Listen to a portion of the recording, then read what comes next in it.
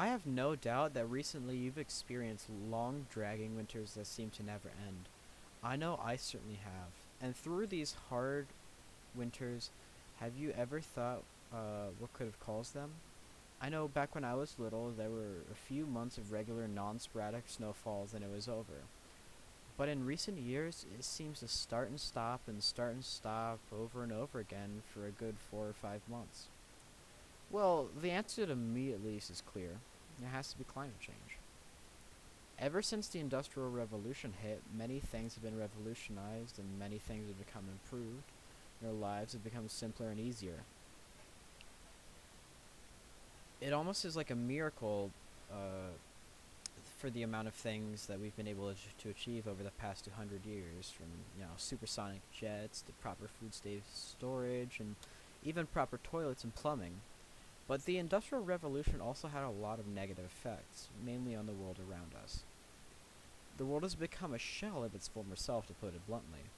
With millions of acres of destroyed land and plenty of extinctions along the way, we have certainly been a scourge upon the earth, one of the biggest, in fact.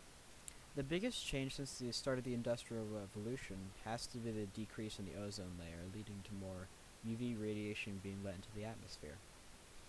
So, then how are we going to help out in the effort to save our planet? Well, we can't do a whole lot because the majority of our detriment on the planet is also crucial to the human race existing, you know, such as factories producing life saving equipment and food production and everything.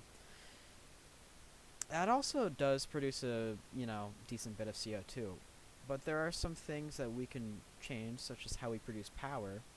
The majority of the planet is powered using non-renewable energies such as fossil fuels, which make up an enormous 80% of the world's power as of 2016.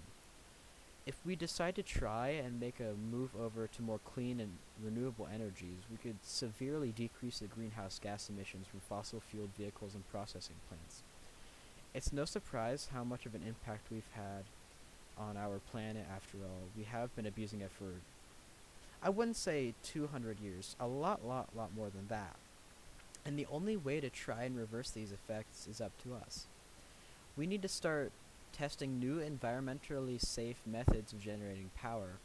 But why haven't we all band together to try and save the world already? Well, I'll tell ya. Some people out there just flat out don't believe in climate change.